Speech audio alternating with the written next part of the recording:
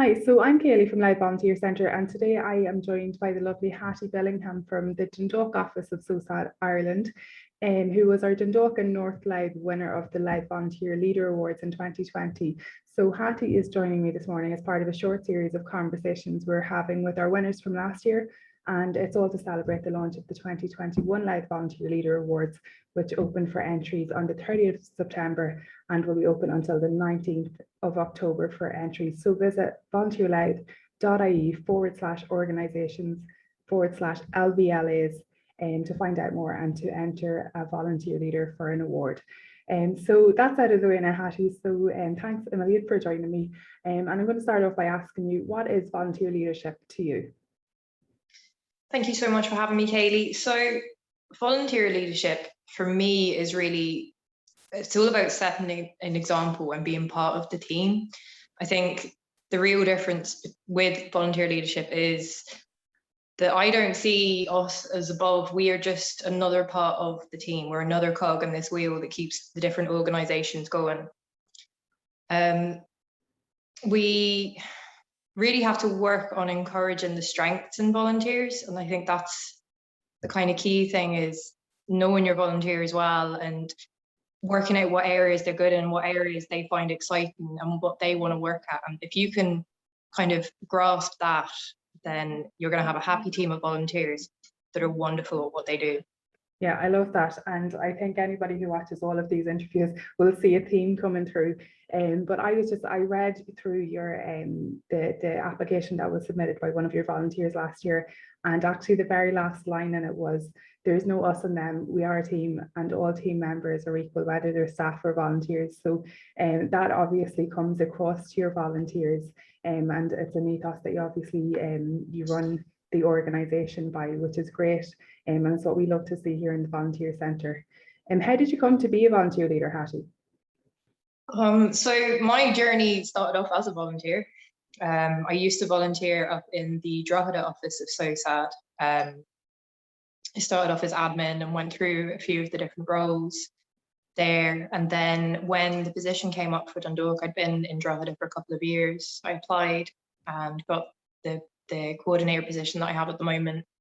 And that was when I started managing volunteers. Yeah. So you've come through the whole process from the bottom of the organisation to now coordinating not just volunteers, might I add, you're coordinating the whole service. And a large part of that comes from volunteers. And I know that you have several volunteer roles within your organisation. And you've started up some new services as well that are being, staffed by volunteers, I suppose, for want of a better word. What's a typical day like for volunteers in your organisation? Really depends on the role. Like you said, we have so many different roles. So the kind of typical volunteer role that people think of when it comes to SOSAD is the administration. So they all work 4-hour shifts a week. They come into the office, they man the phones, they do the emails and everything. Then that's our kind of typical roles. Then we have the likes of the helpline, which is a work from home role, the messaging service, which is work from home, but they will be linking in with us the whole time. I'd say they're sick of seeing us through Zoom and everything, because we have quizzes and everything with them. So they're our kind of main roles. They give a few hours each week to the service and work alongside us. Yeah, it sounds brilliant. And the fact that they see a lot of you, especially when you're working remotely, which can be a challenge. And I think we all know, as teams of staff even, how hard it is to kind of foster a sense of team spirit or being part of a team. And especially when you start off in a role that's remote and during a pandemic and you never get to have that sense of connection, it's really, really positive. So given as well that volunteer leadership, I suppose, it isn't your main role, it kind of is, but you're running a service, a mental health charity here in Dundalk, and we have a busy office and clients who are coming to you in crisis and maybe with other issues. And where do you find the time, or how do you incorporate volunteer management processes and practices into your work, into all of that busyness? I suppose it's really making sure you put time aside for it. With us in SOSAD, because we are so dependent on volunteers, it would always be one of my main priorities to check in with how volunteers are doing, make sure that you kind of connect with them on like a friendship level as well, in a lot of elements, just see how they're doing themselves. It's keeping that at the forefront, because it's such an important part of our organisation, is making sure that volunteers are okay, that they're comfortable doing their jobs, that they feel supported enough to be able to carry out their roles. Yeah, I think what you're saying there is very important. I think, like, from our experience in the volunteer centre, we see that a lot of people come to volunteering for this social element, and you know, particularly over the course of the pandemic, a lot of people didn't want to volunteer because they were isolated anyway, and they want to get out and get that sense of connection. And something else that you said there was in your application. I'm looking for it now. So yeah, so it's around your support for the volunteers within the organisation. So the application said, as suicide and mental health is a sensitive and tough subject to the volunteer. I know I can go to Hattie if I need a question answered regarding a client. She'll have an answer, or can organise a group supervision with our psychologist, as sometimes the assessments can be really, really tough and can be upsetting, and there's always help there for volunteers if a tough case comes in. She's always at the end of the phone to chat to. And so again, yeah, there's that sense of, that you are a friend to them and you are a support to them, and somebody somebody that they can chat to. So that's really lovely. Everything that you're saying there, as I said earlier, is something that the volunteers really seem to understand as well, which is great. You mentioned there as well how reliant you are on volunteers. What do volunteers bring to the organisation, and how do they impact the impact that you can make as an organisation? They do everything. Like, I can't stress it enough how much they are at the heart and soul of SOSAD. Everything from our administration staff, they're volunteers. The support workers that do the intakes and the support staff, they're volunteers. The helpline workers, they're volunteers. The counsellors are volunteers. Without volunteers, there is no SOSAD. We would just have 6 coordinators. That's all we'd have. They are everything to our organisation. Yeah, and of course it's important to remember as well that SOSAD was started in Drogheda by a volunteer, and the fact that there is staff now is down to the work of volunteers getting funding, and it's very, very much a grassroots organisation from County Louth, and is expanding far beyond County Louth now as well, with the help and support of volunteers. And so you can really, really tell that. And I know, having volunteered for you guys myself a few weeks ago at the Dawn to Dusk walk for life, I think it was that it was called. The volunteers just love it, and even the event volunteers, they have the best of crack. So yeah, you can really, that really comes across. Back to volunteer leadership then, Hattie. What do you think are the most important qualities of a volunteer leader, and why are they so important? This one's a harder one. I think it's having a balance. There's a fine balance that you have to have when you're kind of managing volunteers. You have to be organised and focused, like the normal kind of things you'd expect from like a leadership role of any description. But when you're working with volunteers, you have to be passionate about what you're working in. If you're not passionate, the volunteers aren't going to feel it. They're not going to, the passion kind of goes down. You have to be calm. You have to be able to handle all different sorts of events that could go on, and kind of being friendly. It makes the role so much easier when you get on with everyone. You have to, well, it's not that I do that or any of the leaders do that. It does help that the volunteers are all lovely people, but having that friendliness and being approachable and being open to talk to people, they're all really important qualities when it comes to managing volunteers. Yeah, and what are the challenges involved in volunteers? There must be challenges in terms of managing so many volunteers across so many different platforms that you have now, and in so many roles. What are the challenges, and how do you overcome the challenges, or what tips would you have for other people who are leading volunteers?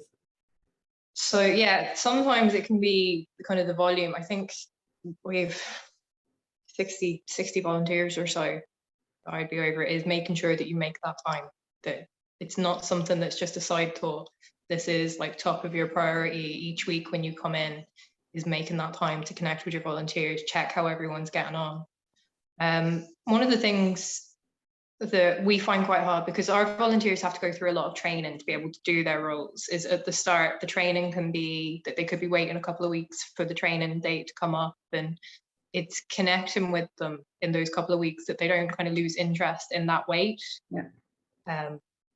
And having the conversations with them, having them in the office. Now that we can do that, it's a bit easier that we can meet face to face, and building on the kind of connection and having the clear communication about what we expect as an organisation from the role and what they can do to help, and being just very open to it.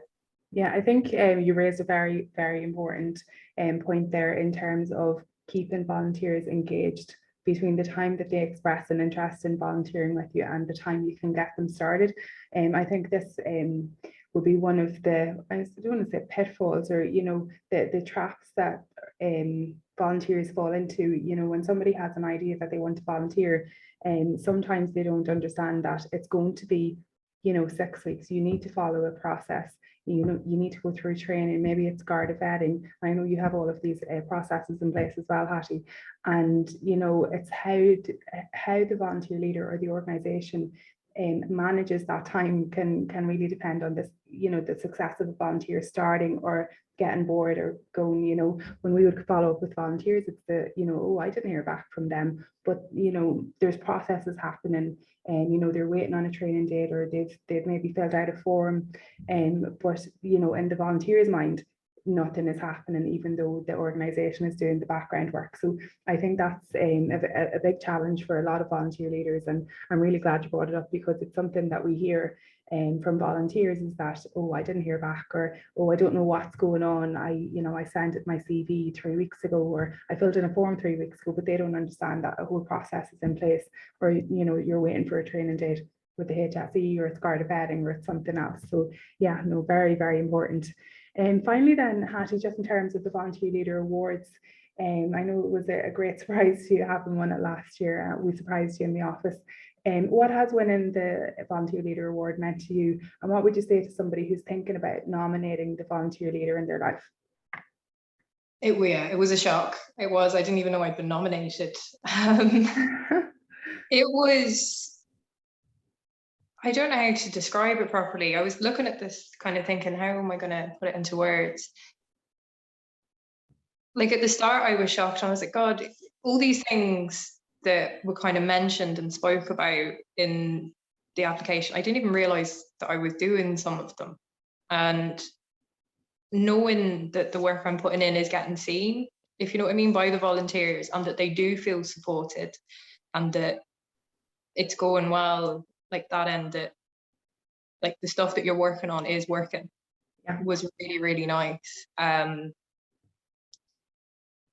That was, yeah, it was very touching. It was. And I know, and I'll mention now that Sarah McKenna is designing our awards again for this year, and I'll never forget showing up to your office and going, oh, you know, you won this award, and you're like, oh, Sarah McKenna's my favorite artist, and you were just so delighted by that. And you know, it was really, really touching. And you know, the really nice thing for me as well, Hattie, is you know, I took out pieces of your nomination form here, and what the volunteer said about you, and obviously why you're such a deserving winner of the award, and you know, everything that they have said, you said. So there's another piece here that I picked out, that says, this volunteer leader, which she would have said your name there. Hattie makes volunteering in SOSAD a joy. She makes the service open for anybody to volunteer, no matter what their skill sets are. She recognises when people will be a good suicide intervention officer or within the support team, and encourages them to go for the extra training, such as Safe Talk or the Assist courses or other online courses that will help.